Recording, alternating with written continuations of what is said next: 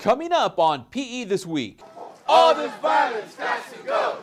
A 14-year-old boy is shot and killed in Riverside, and local residents march against violence. A bank robber shoots a police officer in Chino and is now on the run. And the story behind Westside Story and its connection to San Bernardino. PE This Week starts now. Welcome to PE This Week, a look at news from across the inland area. I'm Pep Fernandez. The Riverside community, as well as staff and students at Riverside Poly High School, are mourning the death of 14-year-old Lorenz Simmons, the victim of a gun shooting. We start our team coverage with Chris Erkley. Lorenz Simmons loved everybody. He was in everybody's life, and you guys are represented, and I love it. And I really, really appreciate it. Friday night, family, friends, and neighbors gathered to remember 14-year-old Lorenz Simmons. The Riverside Poly freshman was shot right in front of his house on Georgia Street around 6 p.m. Thursday. Lorenz put a smile on everyone's face. Anyone who came in contact with, he put a smile on their face. The family says the boy was gunned down on this Riverside street while returning home after picking up a video game from a neighborhood friend. Alex Lopez, a sophomore at Poly High, is a neighbor of the family and heard the shots. But once I got outside, I knew that they hit him like 6 times. So yeah, it was horrible because then I heard his grandma hysterically crying. Riverside police believe the suspect is a Hispanic male, but are asking for the public's help as they currently have limited information on the shooting. At this time, we don't have any suspect description. There was a vehicle that was seen leaving the scene at a high rate of speed. However, there's mixed description on the vehicle at this time. It's possibly either a tan or white foreign vehicle, maybe a Mitsubishi. Chris Erkley reporting for the Press Enterprise. Local residents marched through Simmons' Eastside Riverside neighborhood to voice their anti-violence message. David Zink picks up the story from there. A diverse group of citizens came together Saturday morning to march in protest of the death of Lorenz Simmons, a 14-year-old Riverside Poly student who was gunned down Thursday evening in front of his grandmother's home in the Eastside neighborhood of Riverside. About 100 people began at Boardwell Park and made their way down Kansas Avenue and Linden Street to Patterson Park. The march was organized by Eddie Talbert, a lifelong resident of Riverside. Talbert said the recent events motivated him into action and that his goal is to help take back the community affected by this violence. I felt like, I had to do something, I just felt like it was a situation where, I have a voice, and I just felt it was important that I just use it in the appropriate fashion. This is our community, and this community doesn't belong to any gang, black or brown. Like I said, this community is our community, and children should be able to walk up and down whatever street they want. Marching along with Talbert were Riverside Councilman Andy Melendrez, County Supervisor Bob Buster, Lincoln High School teacher Jose Medina, and Riverside Poly Principal Wade Coe. Coe said he participated in the march because he felt he needed to honor a young man he admired. We're here to show our support for decreasing the senseless violence in the east side and all parts of Riverside. Lorenz was a very popular young man at school. He had friends across diverse groups. He was known for his smile, for his positive outreach. We march for peace because it's right. All this violence has to go. A bank robber remains on the loose after shooting a cop in Chino on Wednesday. Armed with a rifle and wearing a bulletproof vest, a man robbed the California Bank and Trust off Riverside Drive in Chino and then shot an officer in pursuit while getting away. The officer is listed in stable condition. The suspect is described as a white man between 35 and 40 years old. The getaway car appears to be a charcoal gray 2009 to 2011 Nissan Maxima. Anyone with information on this robbery is urged to call Chino Police. When we come back on PE This Week, a group of students from Yucaipa Christian School are pedaling all the way to Arizona. And a Wildemar mother claims her son was placed in a box while at school. We'll explain when PE This Week continues. We are your breaking news leader. News happens. Stay up to date with expanded coverage in the Press Enterprise delivered to your home. Follow the story throughout the day on PE.com. Receive news updates in your inbox or on your mobile device. That is how we keep you connected to your community. The Press Enterprise and PE.com. For home delivery, call 1-800-794-NEWS. Welcome back to PE This Week. A mother in Wildomar is seeking answers after a teacher at Ronald Reagan Elementary School allegedly forced her 10-year-old son with special needs to sit in a box or stand in a closet. Angel Ortiz has the story. A Wildomar woman has filed a claim against the Lake Elsinore Unified School District alleging her son, who has autism, was forced to sit in a box as punishment for misbehavior. Police say there was no evidence the box was punishment and no evidence of criminal wrongdoing. On January 26th, Sage got into the car at the school. I picked him up, and he told me that he needed scissors for, I thought it was for a project or something, but he told me it was to cut windows and make the door bigger in the box because he could no longer go in the closet because the closet was getting too full and things were starting to poke him and fall on him. And I had no awareness up until that moment of a box or a closet. Yes, this incident has been driven by the receipt of a parent complaint at a school site where a student with special needs is in a mainstream fourth grade classroom. As a result, the district has put an instructor on paid administrative leave pending the outcome of an investigation. Now, this was brought to light for us back in early February on the 2nd. Classroom, she was putting him in a closet for that, and then no longer could use the closet, was going to this box. But I was never told, never once told about the situation, not from the beginning to the end. I learned from him. The claim is alleging that there has been a problem in the classroom. We want to certainly take that very seriously. That kind of an allegation is going to be followed up, and if disciplinary action is needed, it will occur. A church in San Bernardino offers Sunday school classes for children and adults with special needs. David Olson has more. The Rock Church and World Outreach Center in San Bernardino is one of the few congregations in the inland area with weekly Sunday school classes for people with special needs. One class is for adults and the other is for kids who have autism, intellectual disabilities, Down syndrome, and other conditions that make it difficult for them to attend regular classes. It's really important that we look at the needs of the whole family.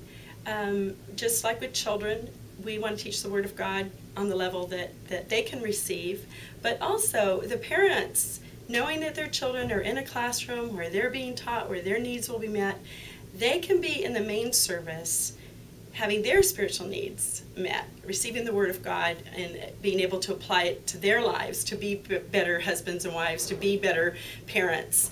A group of students from Yucaipa Christian School will be pedaling their bikes all the way to Arizona, and they'll do it in just 1 week. Angel Ortiz has the story.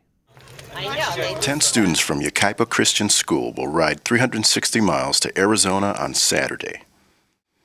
They will set out on their most ambitious tour to date, a 7-day, 360-mile ride from Yucaipa to the Glendale, Arizona spring training camp of the Los Angeles Dodgers and Chicago White Sox. The youngsters will stay off Interstate 10, using mostly back roads and thinly traveled state routes to cover about 50 miles a day. It's a really good experience, but there are challenges. Some of the hills that we have are super long and super steep, but it's really nice because we have good teachers that go along with us. But the 4th through 6th graders have been training all year long, and they're going to be up to doing about 50 miles a day, and they'll be riding across the desert.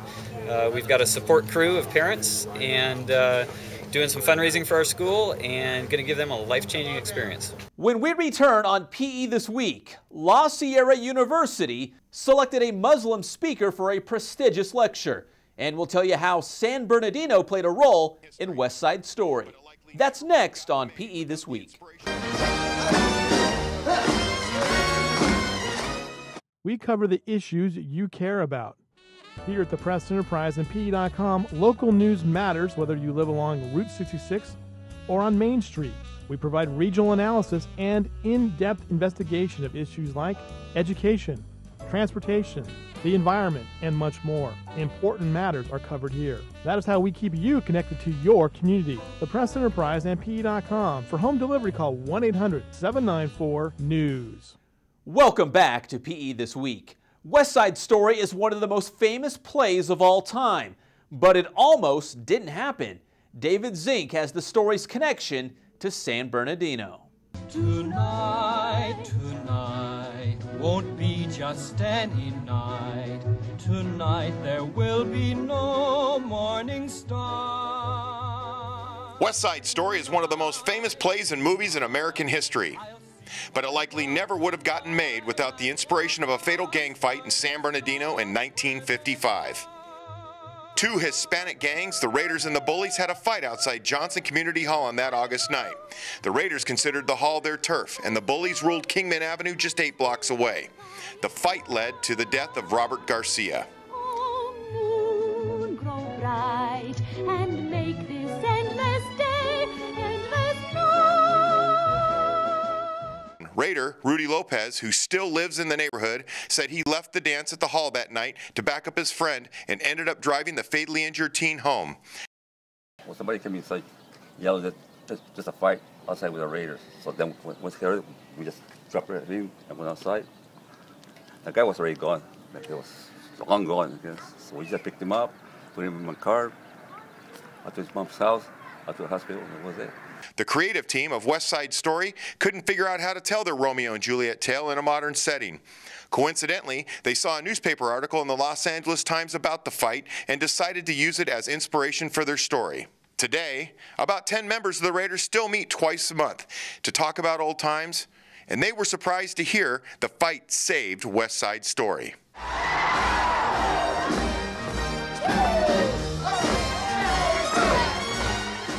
For Brian Rokos, I'm David Zink with the Press Enterprise and PE.com.